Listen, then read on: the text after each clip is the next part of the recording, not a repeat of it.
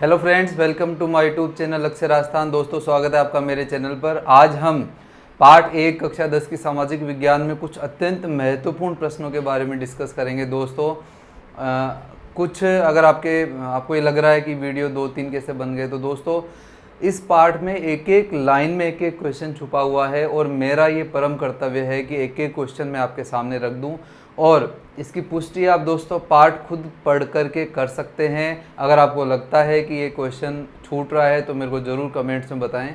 Otherwise मेरे हिसाब से दोस्तों वीडियो देखने के बाद आपको कहीं बुक पढ़ने की आवश्यकता नहीं है। तो दोस्तों शुरुआत करते हैं वीडियो की। सबसे पहले छोटा सा मैसेज, इस तरफ जो 3 डॉट्स हैं उसको आप क्लिक करिए, टिक करिए और रेजोल्यूशन जो नीचे की तरफ खुलता है उसको ऑटो से 240 से 360 पे कर दीजिए अगर नहीं है तो, जिससे ये जो वीडियो है बिल्कुल क्लियर दिखाई देगा। तो दोस्तों बात करते हैं हम पिछले जो वीडियो है उसमें हमने वर्धन वंश तक हमने देखा, उसके बाद पाल वंश हमने देखा। तो दोस्तों अब बात करते हैं हम राष्ट्रकूट वंश की। दोस्तों मैंने त्रिपक्षीय संघर्ष का जिक्र किया था पिछले वीडियो में। त्रिपक्षीय संघर्ष, त्रिपक्षीय मतलब 3 पक्ष थे इसमें। पश्चिम में गुर्जर प्रतिहार थे, पूर्व में पाल थे और दक्षिण में राष्ट्रकूट थे। तो वो जो दक्षिण के जो वंश है राष्ट्रकूट, उसकी हम बात शुरू करते हैं आज यहाँ। राष्ट्रकूट वंश का जो संस्थापक है दोस्तों वो था दंती दुर्ग। याद रखेगा, दंती दुर्ग ने राष्ट्रकूट वंश की स्थापना की और नासिक इनकी राजधानी थी। नासिक बम्बई से निकट है, बम्बई और पुणे मार्ग पर पड़ता है। और तो जो नासिक है ये इनकी राजधानी थी। दंती दुर्ग ने इस वंश की स्थापना की और किसको परास्त करके की दोस्तों? चालुक्य शासक था कीर्तिवर्मा, उसको कीर्तिवर्मन भी कह सकते हैं। कीर्तिवर्मन को पराजित करके अपनी कीर्ति अर्जित करी और दंती दुर्ग ने राष्ट्रकूट वंश की स्थापना की। दोस्तों कृष्ण प्रथम इस वंश का एक शासक हुआ जिसने एलोरा में कैलाशनाथ मंदिर बनवाया। कई बार परीक्षाओं में पूछा जा चुका है दोस्तों। तो कृष्ण और कैलाश दोनों प्रभु के नाम हैं, आप दोनों अच्छे से पढ़ लीजिए। कृष्ण भगवान ने 1 नंबर का मंदिर बनवाया कैलाश के लिए, तो कृष्ण प्रथम और कैलाशनाथ मंदिर एलोरा में। दोस्तों चौथा शासक था ध्रुव और इसका जो संघर्ष हुआ वो हुआ गुर्जर प्रतिहार वंश के राजा वत्सराज के साथ। ये नीचे जो बराबर में गुर्जर प्रतिहार वंश हम पढ़ेंगे, यहाँ ये रिपीट होगा। यहाँ हम पढ़ रहे हैं राष्ट्रकूट वंश। तो राष्ट्रकूट वंश का जो राजा था ध्रुव, उसने वत्सराज को हराया। और दोस्तों बहुत इंपॉर्टेंट क्वेश्चन, त्रिपक्षीय संघर्ष कन्नौज को लेकर लड़ा गया, याद रखिएगा। और त्रिपक्षीय संघर्ष की शुरुआत गुर्जर प्रतिहार राजा वत्सराज ने की थी। उसी वत्सराज को किसने हरा दिया? ध्रुव ने।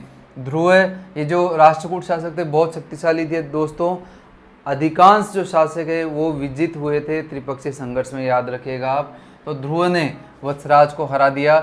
इसी वंश का एक शासक था गोविंद तृतीय। इसने भी गुर्जर प्रतिहार वंश के शासक नागवट द्वितीय और जो पाल वंश का शासक था धर्मपाल, जो कि हमने पिछले वीडियो में देखा है, उस धर्मपाल को भी इसने हराया। तो दोस्तों इसको मैंने जो गुर्जर प्रतिहार वंश है बहुत विस्तार से बताया है और आपको कभी किसी भी परीक्षा में कोई दिक्कत नहीं आएगी अगर आप वो वीडियो देख लेते हैं। तो देखिए, नागवट द्वितीय को और धर्मपाल को किसने हराया? तृतीय ने। तो दोस्तों मैंने उस वीडियो में और यहाँ भी मैं आपको एक हिंट देता हूँ, एक आप याद रखिए, हमेशा 3 जो है ये 2 पर हमेशा भारी रहेगा किसी भी युद्ध में। तो गोविंद तृतीय ने नागवट द्वितीय को और धर्मपाल को हरा दिया। ठीक है दोस्तों। छठा जो शासक था इसका वो था अमोघ वर्ष। अमोघ वर्ष ने क्या किया दोस्तों? जो राजधानी जो नासिक चल रही थी उसने अपनी राजधानी बनाई मान्यखेत। ठीक है दोस्तों, मान्यखेत को अपनी राजधानी बनाई और इसने शांतिपूर्वक अपना शासन चलाया, इसलिए इसका त्रिपक्षीय संघर्ष से कोई लेना देना नहीं था। दोस्तों सुलेमान जो उस समय तत्कालीन जो यात्री था, उसने अरब यात्री था दोस्तों, यह विश्व के 4 प्रमुख राजाओं में इसने किसको स्थान दिया है दोस्तों? अमोघ वर्ष को। ठीक है दोस्तों, याद रखिएगा, बहुत अच्छा क्वेश्चन है। 4 विश्व के शक्तिशाली राजाओं में सुलेमान ने किस राष्ट्रकूट शासक का नाम लिया? तो अमोघ वर्ष। दोस्तों जैसे अभी आजकल जो धार्मिक सीरियल चल रहे, तो अमोघ अस्त्र का कोई जवाब नहीं होता, इसलिए अमोघ वर्ष का कोई जवाब नहीं था सुलेमान के हिसाब से। ठीक है दोस्तों। फिर शासक आता है इंद्र तृतीय। जैसे कि मैंने आपको कहा कि तृतीय हमेशा जीतेगा दोस्तों, तो इंद्र तृतीय ने महिपाल को हराया, गुर्जर प्रतिहार वंश के शासक को। तो चालुक्य कीर्तिवर्मन को परास्त करके दंतिदुर्ग ने स्थापना की थी और कल्याणी के चालुक्य तेलव द्वितीय ने कर्क द्वितीय को हरा दिया और मान्य खेत पर अधिकार कर लिया। दोस्तों 2 शब्द है वेरी वेरी इंपॉर्टेंट। अल मसूदी जो यात्री है वो आया था, उसने 2 शब्द काम में लिए हैं, बौर और बलहर। मैंने उस वीडियो में बहुत विस्तार से और बहुत अच्छे से बताया है दोस्तों, यहाँ भी आप समझ लीजिए।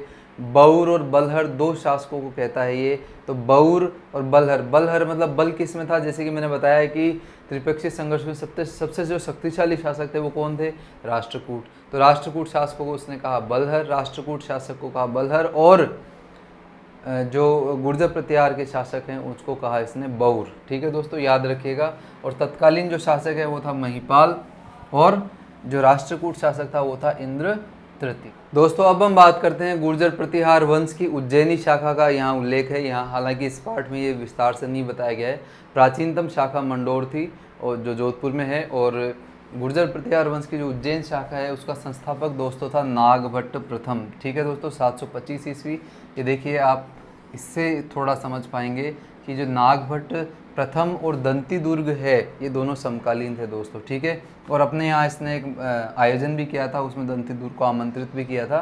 तब इनके मध्य कोई शत्रुता नहीं थी दोस्तों। शत्रुता शुरू होती है यहाँ से, जैसे कि मैंने अभी ऊपर बताया कि वत्सराज ने त्रिपक्षीय संघर्ष की शुरुआत की कन्नौज को लेकर के, और इसके बाद शासक आता है नागभट्ट द्वितीय, जिसने कन्नौज को स्थायी राजधानी बना लिया था। कन्नौज पर उस समय दोस्तों आयुध वंश के शासकों का राज था, और हलायुध, इंद्रायुध और चक्रायुध एक क्रम से उनके नाम हैं। मिहिर भोज, मिहिर भोज है, यह बहुत प्रसिद्ध शासक था इस वंश का, और इसके समय अरब यात्री सुलेमान भारत आया था। तो दोस्तों याद रखिएगा कि मिहिर भोज के समय सुलेमान भारत आया था, और वही सुलेमान है दोस्तों ये है जिसने, देखिए यहाँ अभी जैसे हमने देखा, वही सुलेमान है जिसने विश्व के 4 महान शासकों में अमोघ वर्ष का नाम भी लिया है। इसका मतलब ये हुआ कि अमोघ वर्ष और मिहिर भोज कहीं ना कहीं समकालीन थे। ठीक है दोस्तों, अब हम बात करते हैं अगला शासक जो है महेंद्रपाल। महेंद्रपाल अगला शासक था गुर्जर प्रतिहार वंश का। इसके गुरु का नाम था राजशेखर, गुरु भी थे और दरबारी कवि भी थे, और राजशेखर ने पुस्तक लिखी है कपूर मंजरी।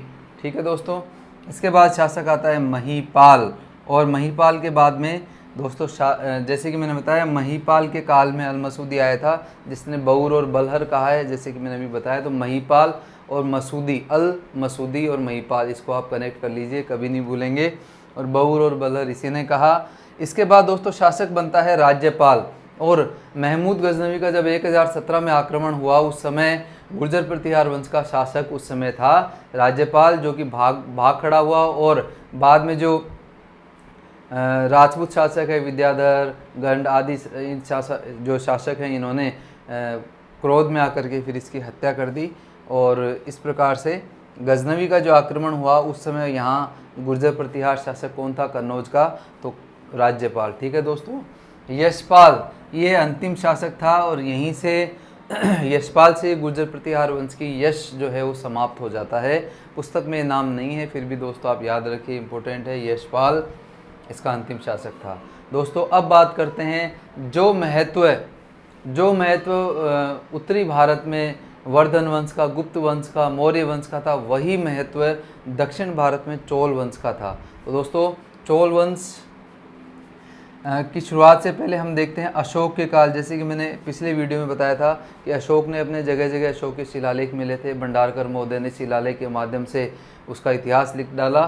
तो दोस्तों चेर और पांड्य और चोल ये तीनों वंश अशोक के काल में थे, और अशोक के शासन से बाहर थे और स्वतंत्र थे। याद रखिएगा दोस्तों, चेर, चोल और पांड्य। यहाँ मैंने एक नक्शा खींचा है, देखिए भारत का नीचे वाला हिस्सा है ये। पांड्य सबसे नीचे थे, ध्यान दीजिएगा। चेर ये पश्चिमी किनारे पे थे, और चोल पांड्य के ऊपर थे। तो इस प्रकार से इनका ये अधिवासन था दोस्तों। जो चोल है इनका जो राज चिन्ह था उसमें ध्वज के अंदर एक सिंह का चित्र है, ध्यान रखिएगा, परीक्षा में पूछा जा सकता है। सिंह का चित्र है, शेर का चित्र है उसमें। और जो पांड्य है उसमें धनुष और बाण जो है उसका चित्र मिलता है उनके राज चिन्ह में या ध्वज में। दोस्तों इसके काल में जो चोल काल है इसमें बहुत प्रसिद्ध रचना हुई थी, एक कुरल ने लिखी है तिरुवल्लुवर। याद रखिएगा, तिरुवल्लुवर के लेखक कौन है पूछा जा सकता है, तो कौन थे? कुरल। संगम साहित्य भी इन्हीं के ये जो दक्षिणी वंश है इनके सानिध्य में संगम साहित्य का विकास हुआ। चोल जो वंश है दोस्तों, इनकी जो भाषाएं थी वो थी संस्कृत और तमिल। और जैसे कि मैंने ये अभी आपको नक्शा बताया, तो देखिए ये दक्षिण भारत है, तो तमिलनाडु वाला जो हिस्सा है तो यहाँ इनकी भाषा तमिल थी। ठीक है फ्रेंड्स, अब बात करते हैं यहाँ के शासकों की। सबसे पहले हम नाम लेंगे करिकाल। दोस्तों बहुत ही महान शासक था करिकाल, और इसने पुहार नगर की नींव रखी थी। पुहार नगर की नींव किसने रखी थी दोस्तों? करिकाल। बहुत प्रसिद्ध शासक है। और इसने क्या किया दोस्तों? सिंघल को विजय किया। सिंघल से यहाँ अभिप्राय है श्रीलंका। श्रीलंका को इसने जीता, और वहाँ से जो युद्ध बंदी आए उनसे इसने कावेरी के ऊपर, कावेरी नदी के तट पर 100 मील लंबा बांध बनवाया। तो यह प्रश्न कई परीक्षाओं में पूछा जा चुका है। तो यह कार्य किसने किया दोस्तों? करिकाल ने बांध बनवाने का कार्य किया। इंपॉर्टेंट क्वेश्चन है। ठीक है दोस्तों, इसने क्या किया दोस्तों? फिर उरेयूर जो इनकी राजधानी थी पहले, उसको इसने राजधानी बना दिया, फिर कावेरी पत्तनम को। ठीक है दोस्तों, कावेरी के तट पर ये बांध बना करके कावेरी पत्तनम को इसने अपनी राजधानी बना लिया। किसने दोस्तों? करिकाल ने। इसके बाद जो प्रसिद्ध शासक है वो है आदित्य। दोस्तों आदित्य जो है यह इसने जो पल्लव शासक था अपराजित, नाम उसका भले ही अपराजित था लेकिन उस पर इसने विजय प्राप्त की। तो पल्लव शासकों पर इसने विजय प्राप्त की आदित्य ने। आदित्य ने तो दोस्तों पराजित किया अपराजित को। आदित्य जो शासक था उसने पराजित किया अपराजित को, और आदित्य का जो पुत्र था दोस्तों परांतक, उसने पल्लवों की जो राजधानी थी उस पर मदुरै पर अधिकार ही कर लिया। तो उनको पूरी तरह से कुचल दिया, और परांतक ने उनकी जो राजधानी थी पल्लवों की उस पर पूर्ण अधिकार कर लिया। इसके बाद जो शासक आता है दोस्तों राजराज प्रथम। 985 से 1013 ईस्वी इसका शासन था। यह महान विजेता था दोस्तों। इसने मद्रास, मैसूर, कुर्ग का मतलब यहाँ कर्नाटक मैसूर का इलाका है, तो कुर्ग, सिंघल, श्रीलंका को भी इसने विजय किया, और एक छत्र सम्राट बन गया दक्षिण भारत का। कौन बन गया दोस्तों? राजराज प्रथम। इसके बाद उसने राजराज प्रथम ने राजराजेश्वर मंदिर बनवाया दोस्तों तंजौर में। तंजौर का जो राजराजेश्वर मंदिर है यह भी राजराज प्रथम ने बनवाया। यह मंदिर दोस्तों शिव को समर्पित है। तो इससे सिद्ध होता है कि जो चोल शासक थे वो शैव थे, तो शिव को समर्पित है ये मंदिर राजराजेश्वर। उसके बाद राजराज के बाद में शासक बनता है राजेंद्र प्रथम। राजेंद्र प्रथम जो है दोस्तों इसने पेगू का मतलब यहाँ म्यांमार, बर्मा, अंडमान आदि क्षेत्रों को जीता, और इसकी बहुत शक्तिशाली नौसेना थी दोस्तों राजेंद्र प्रथम की। इसने महिपाल से युद्ध किया जो बंगाल का शासक था, और इसने गंगईकोंड की उपाधि भी धारण की। दोस्तों परीक्षाओं में ये प्रश्न कई बार पूछा गया है कि उस चोल शासक का नाम बताइए जिसकी नौसेना बहुत शक्तिशाली थी, जिसने पड़ोसी राज्यों को समुद्र पार करके विजय किया। तो दोस्तों आपका उत्तर होगा राजेंद्र प्रथम। राजेंद्र प्रथम ने पेगू, अंडमान आदि क्षेत्रों को जीता। इसी के साथ महिपाल, दोस्तों कंफ्यूज मत होइएगा, महिपाल यहाँ पाल वंश का राजा है, गुर्जर प्रतिहार से संबंध नहीं है। तो महिपाल को भी इसने हराया, और दोस्तों युद्ध करता करता यह गंगा के किनारे तक, गंगा तट तक पहुँच गया, और इसने गंगईकोंड की उपाधि धारण की। परीक्षाओं में बहुत बार पूछा गया है ये सवाल कि गंगईकोंड की उपाधि किस चोल शासक ने ग्रहण की? तो आपका उत्तर होगा राजेंद्र प्रथम। ठीक है दोस्तों, याद रखिएगा, वेरी इंपॉर्टेंट क्वेश्चन है गंगईकोंड उपाधि। इसके बाद जो शासक है वो बनता है राजाधिराज। दोस्तों ये प्रश्न भी बहुत इंपॉर्टेंट है, राजाधिराज। ये क्यों इंपॉर्टेंट है ये देखिए। चालुक्य शासक सोमेश्वर से इसने युद्ध किया।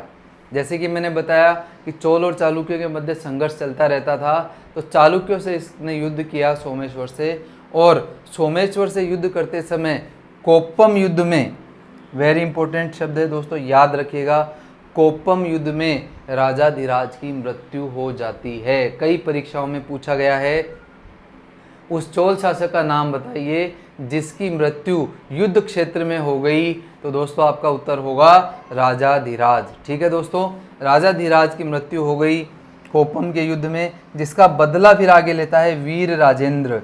तो वीर राजेंद्र ने कुडल संगमम युद्ध में चालुक्यों को पराजित करके इसका बदला लिया। तो जो राजेंद्र प्रथम है ये बहुत शक्तिशाली नौसेना का मालिक था और वीर राजेंद्र ने राजाधिराज की मृत्यु का बदला लिया। ठीक है दोस्तों, इसके बाद में क्या होता है, एक शासक आता है कुलोतुंग प्रथम। कुलोतुंग प्रथम जो है दोस्तों यह चोल और चालुक्यों का संगम था। इसकी माँ चोल थी और इसके पिता चालुक्य थे। तो इस प्रकार से चोल चालुक्य वंश की शुरुआत हो जाती है कुलोतुंग प्रथम से। ये प्रश्न भी इम्पोर्टेंट है कि चोल चालुक्य वंश की शुरुआत किस शासक से होती है? तो आपका आंसर होगा कुलोतुंग प्रथम। तो दोस्तों अब हम चोल प्रशासन देखते हैं। चोल प्रशासन में 6 प्रांत थे। 6 प्रांतों को मंडल कहा जाता था। दोस्तों मंडल जो है ये कोट्टम में विभक्त थे। कोट्टम नाडु में विभक्त थे और नाडु कुर्रम में और कुर्रम ग्राम में। दोस्तों ये कई बार परीक्षा में पूछा जाता है तो आप ध्यान रखिएगा। मंडल यह प्रांत है, कोट्टम आज का संभाग हम कह सकते हैं, नाडु जिसे हम आज का जिला कह सकते हैं, इस प्रकार से। तो ये छोटी से बड़ी इकाई आपको याद रखनी है, कुर्रम, नाडु और कोट्टम, ये विशेष रूप से आप याद रखिएगा। कुर्रम छोटी है, उससे बड़ी नाडु, फिर कोट्टम और फिर मंडल। दोस्तों नाडु की जो सभा थी वो नाट्टर कहलाती थी और नगर की जो श्रेणी है वो नगर तार कहलाती थी। कर जो होता था वो 1/6 होता था, जो कि लगभग प्राचीन भारत में यही व्यवस्था हर जगह थी। ये एक अच्छा क्वेश्चन है दोस्तों। कासू जो है चोल प्रशासन या चोल काल के अंतर्गत स्वर्ण सिक्का था, जो कि 16 आउंस का होता था। आउंस भी एक भार की इकाई है, तो आपको कासू याद रखना है दोस्तों। औंस भी कहते हैं आउंस को। तो इसका वज़न 16 आउंस होता था और कासू आप याद रखेंगे। कासू स्वर्ण सिक्का था जो चोल प्रशासन या चोल साम्राज्य में चलता था। दोस्तों द्रविड़ शैली के यहाँ मंदिर बनते थे और मंदिरों की विशेषता क्या है? वर्गाकार विमान, मंडप, गोपुरम। देखिए वर्गाकार विमान का मतलब है मंदिर का जो धरातल है वो वर्गाकार होता था, ठीक है। और मंडप कहलाता था। मंडप किसे कहते थे? मंडप कहते थे कि ऐसा माना जाता था कि देवी देवताओं के जो विवाह के आयोजन किए जाते थे तो मंदिर में एक जगह होती थी, वो जो स्थान है ये मंडप कहलाता था। और गोपुरम दोस्तों क्या होता था कि मंदिर के बाहर बिल्कुल जो मंदिर है, मुख्य मंदिर, उसके सामने की तरफ एक प्रवेश द्वार होता था, उसे गोपुरम कहा जाता था। यह चोल काल की अद्वितीय विशेषता थी गोपुरम। इसका एक बहुत अच्छा उदाहरण है जो राजराज ने भी हमने पढ़ा था, राजराजेश्वर मंदिर, जो कि इसका उदाहरण है बहुत अच्छा। नटराज की प्रतिमा दोस्तों इस काल में बनी। नटराज की प्रतिमा जो आपने कई बार देखी होगी पुस्तकों में, इसमें जो नटराज हैं या जो शिव हैं वो नृत्यरत मुद्रा में हैं। तो ये भी इस काल की विशेषता है। अब बात करते हैं दोस्तों पल्लव वंश की। पल्लव वंश का संस्थापक था विष्णुगोप, ठीक है दोस्तों। पल्लव वंश का एक शासक था महेंद्र वर्मन, जिसने मत्त विलास प्रहसन नामक पुस्तक लिखी। तो याद रखिएगा महेंद्र का मत्त विलास, यानी मत्त विलास प्रहसन किसने लिखी दोस्तों? महेंद्र वर्मन ने। और महेंद्र नाम का इसने तालाब भी बनवाया। महेंद्र वर्मन को पुलकेशिन द्वितीय ने हराया। फिर महेंद्र वर्मन के बाद शासक बनता है नरसिंह वर्मन। इसने फिर वापस पुलकेशिन द्वितीय को हराकर हार का बदला लिया। तो महेंद्र वर्मन हारा और नरसिंह वर्मन जीता, ठीक है दोस्तों। महाबलीपुरम में जो रथ मंदिर बने हैं ये इनकी अद्वितीय विशेषताएं हैं पल्लवों की। रथ जो मंदिर है ये एकाश्म है, चट्टानों को काट कर बनाए गए हैं। द्रौपदी आदि नाम जो हैं, जो महाभारत के पात्र हैं, इनके ऊपर इनका नाम है रथों का। तो मुख्य रूप से नाम रथ है, लेकिन ये मंदिर हैं जो एकाश्म है। एकाश्म का मतलब हो गया एक ही चट्टान को काट कर बनाए गए मंदिर। चालुक्य दोस्तों, चालुक्य जैसे कि मैंने भी बताया था, चालुक्य शासक पुलकेशिन द्वितीय जिसने हर्ष को हराया था और ये नरसिंह वर्मन से हारा था। पुलकेशिन प्रथम संस्थापक था। द्वितीय जो था इनका जो साम्राज्य था पुलकेशिन द्वितीय और जो पुलकेशिन प्रथम, या यूँ कहें कि चालुक्य वंश का, तो इनका साम्राज्य नर्मदा और कावेरी नदी के मध्य विस्तृत था। जैसे कि अभी हमने देखा नरसिंह वर्मन से ये हार गया था। विक्रमादित्य द्वितीय ने कल्याणी को चालुक्य वंश की राजधानी बनाया, कल्याणी। ठीक है दोस्तों। और दो शासक हैं, सत्याश्रय, इसको हराया राजराज ने, जो कि हमने चोल जो अभी प्रशासन चोल जो काल देखा उसमें हमने देखा था राजराज ने चालुक्य नरेश को हराया था। तो किसको हराया था दोस्तों? सत्याश्रय को। और राजाधिराज को हराया था सोमेश्वर चालुक्य ने।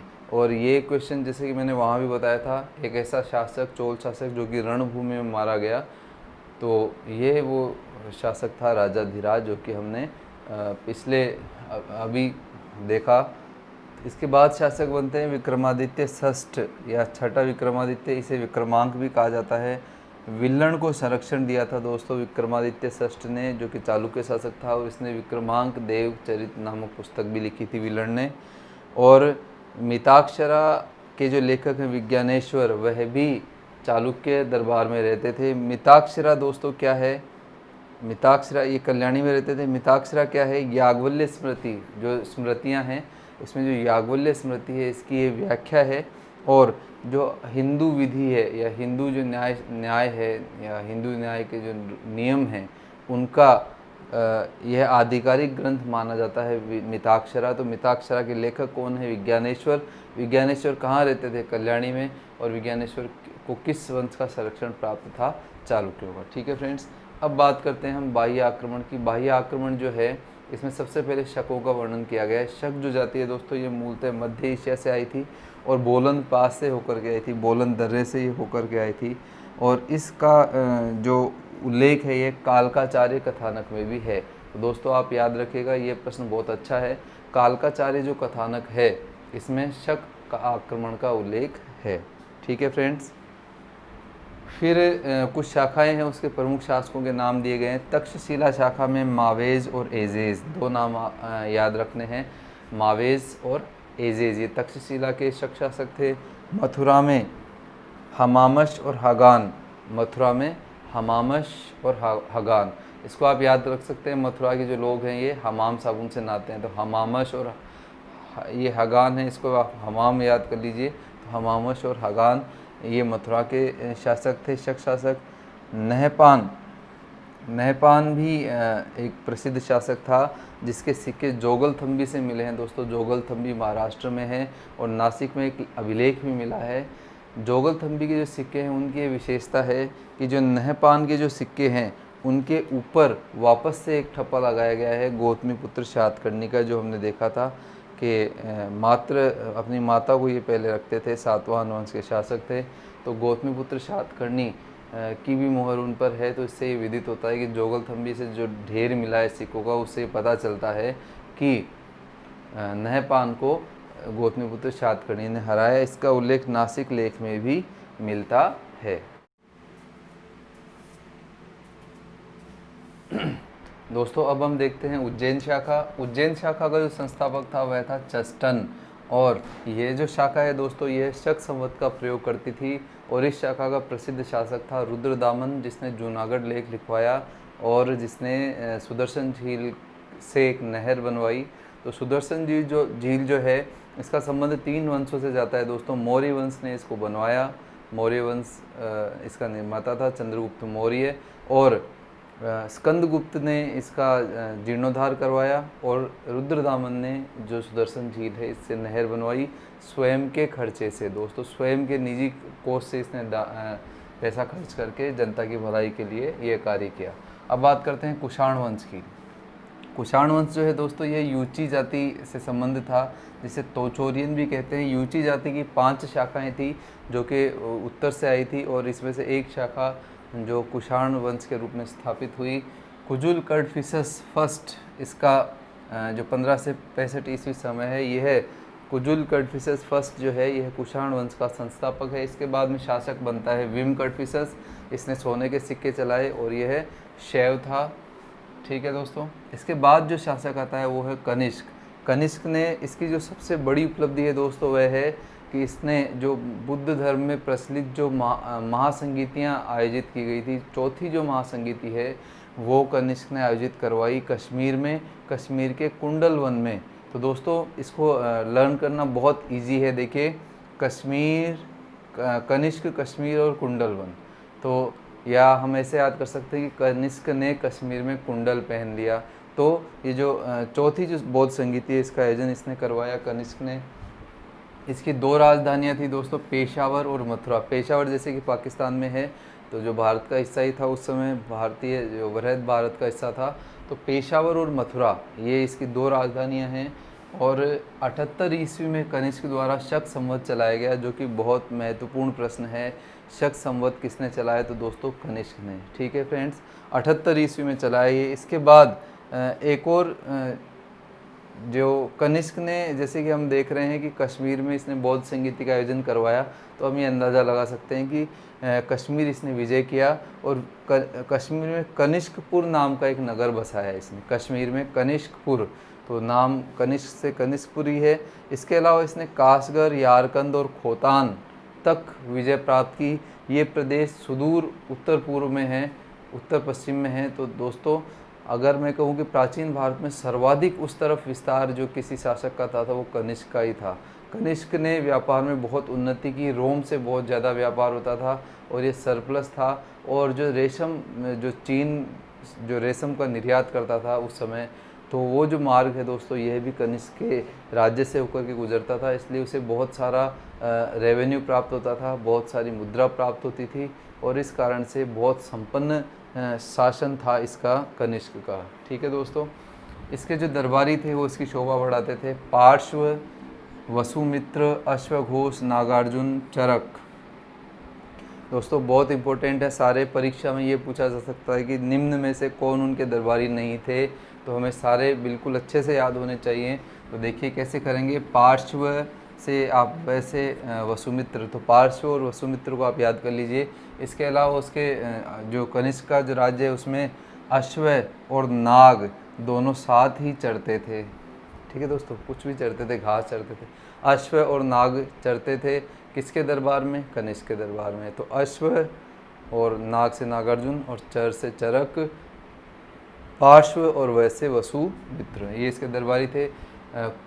कनिष्क जो है ये आप थोड़ा समझिएगा दोस्तों, बौद्ध धर्म की 2 शाखाएं मुख्य रूप से मानी जाती हैं, हीनयान, महायान। हीनयान शाखा और महायान शाखा। महायान शाखा का प्रादुर्भाव बाद में होता है। तो जो कनिष्क है ये महायान शाखा का अनुयायी था। इसमें बुद्ध को भगवान का दर्जा दिया जाता है। 230 ईस्वी तक जो कुषाण वंश है ये बराबर अस्तित्व में रहा, इसके बाद में इसका पतन हो जाता है। इसके बाद दोस्तों हूण आक्रमणकारियों का वर्णन दिया गया है। 458 ईस्वी में पहला अटैक हुआ था हूणों का। दोस्तों उस समय जो शासक है वह था, गुप्त वंश का शासन चल रहा था, और जैसे कि हमने गुप्त वंश में पढ़ा उस समय स्कंदगुप्त ने हूणों का प्रबल प्रतिरोध किया। इसके बाद में जो दोस्तों नाम आता है तोरमाण का। तोरमाण ने भारत पर हमला किया और कई सारे प्रदेशों पर अपना अधिकार कर लिया, पंजाब, सिंध, राजपूताना और मालवा। यदि हम कहें कि पश्चिमी भारत के ऊपर इसका अधिकार हो गया। और इसका पुत्र था मिहिरकुल, जिसने बहुत सारे बौद्ध मंदिरों और बौद्ध मठों और बौद्ध विहारों, चैत्यों, इन सबको तहस नहस कर डाला। इसको बहुत ही ज़्यादा नफरत थी बौद्ध धर्म से। और जैसे कि जैसे मैंने जो वीडियो बनाया है दोस्तों पुरातात्विक स्थलों का, तो जो बेराट जो है बौद्ध धर्म का बहुत बड़ा केंद्र था, इसको भी नष्ट भ्रष्ट करने का कार्य मिहिरकुल द्वारा ही किया गया था। तो इस प्रकार से सभी जो क्षेत्र है, राजपूताना, गुजरात, सिंध प्रदेश, ये सभी अत्यंत ज़्यादा भयाक्रांत थे मिहिरकुल से। तो आगे जाकर के फिर यशोवर्मन नाम के शासक ने हूणों को परास्त किया और इस प्रकार से एक प्रकार से इनका दमन किया और इनका जो आताताईपन जो है ये वहाँ रुका। इसके बाद में यशोवर्मन से पराजित होकर के ये कश्मीर चले गए और कश्मीर में इन्होंने अपना राज्य स्थापित किया। तो दोस्तों इस प्रकार से पहला पार्ट पूर्ण होता है और मुझे आशा है आपको वीडियो अच्छा लगा होगा। दोस्तों मैंने सभी क्वेश्चन इसमें कवर किए हैं, एक भी क्वेश्चन ऐसा नहीं है जो इस पार्ट से आने लायक हो परीक्षा में और मैंने नहीं कवर किया हो। अगर ऐसा लगता है आपको और अगर आपको कुछ ऐसा ध्यान में है तो प्लीज़ आप मेरे को ज़रूर कमेंट्स में बताएंगे। और चैनल आपको दोस्तों अच्छा लग रहा है तो चैनल को सब्सक्राइब कीजिए, लाइक कीजिए और शेयर कीजिए। Thanks for watching. जय हिंद, वंदे मातरम।